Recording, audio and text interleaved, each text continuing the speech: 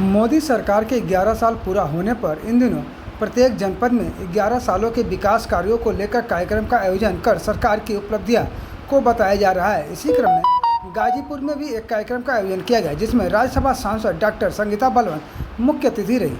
इस दौरान उन्होंने जहां कार्यकर्ताओं के बीच में मोदी सरकार के 11 साल के कार्यों का बखान किया, साथ ही साथ उन्होंने बताया किस तरह से इन 11 सालों में प्रति व्यक्ति आय में लोगों में बढ़ी है। वहीं इस दौरान मीडिया से बातचीत करते हुए मोदी सरकार के कार्यों का बखान भी किया। इस दौरान उन्होंने समाजवादी पार्टी के मुखिया अखिलेश यादव और कांग्रेस पार्टी के मुखिया राहुल गांधी पर जमकर निशाना साधा। देखिए, विपक्ष के लोग अपने बयानबाजी के लिए जाने जाते हैं।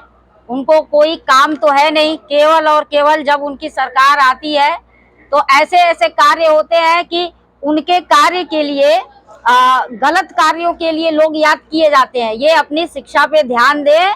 और हमें लगता है कि ये तो खैर यहाँ से नहीं पढ़े हैं, लेकिन जो भी उनके कार्यकाल में उनकी सरकारों में पड़ा है, नकल कितने चरम सीमा पर था सब लोग जानते हैं। और आज ये वो बोल के यही कर रहे हैं। और मैं ये कहूंगी कि जो आपने बात बोली कि सरकार से 20 साल का हिसाब मांग रहे हैं, 20 साल का हिसाब मांग रहे हैं, उनका गणित तो ऐसे ही कमजोर है। ये 11 साल में ही तो 9 साल शामिल है।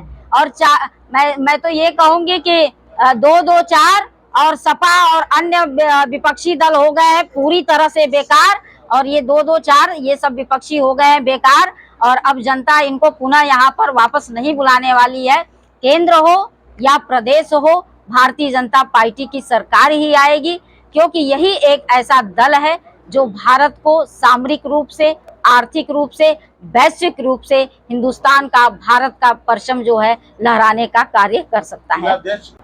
देखिए, पूरे देश में और प्रदेश में प्रचंड बहुमत से भारतीय जनता पार्टी आ रही है।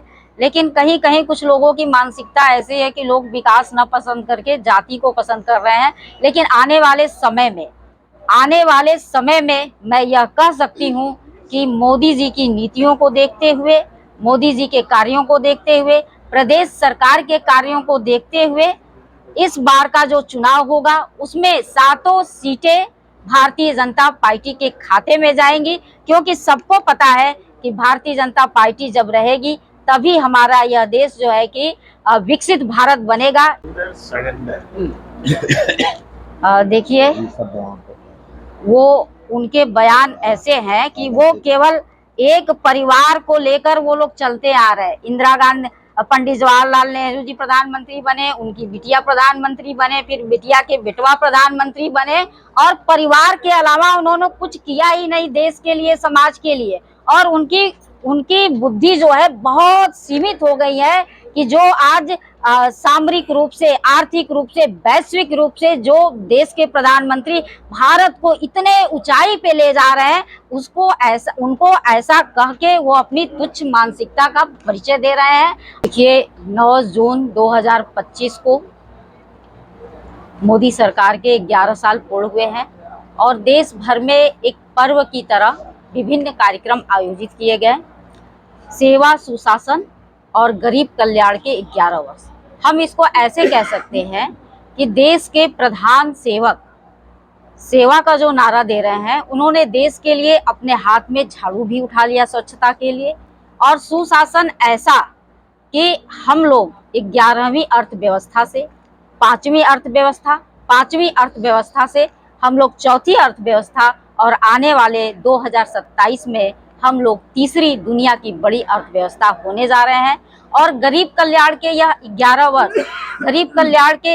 वर्ष को आप ऐसे समझिए कि गरीबों के लिए, अंत्योदय के लिए इतने कार्य किए गए कि हम लोगों ने 25 करोड़ की आबादी के लोगों को गरीबी रेखा से बाहर निकाल दिया। और इससे कम की जनसंख्या हमारे पाकिस्तान में है, और 25 करोड़ लोगों को, एक देश को हमने जो है कि देश की जनसंख्या के बराबर, पाकिस्तान की जनसंख्या के बराबर हम लोगों ने गरीबी रेखा से लोगों को बाहर निकाला है।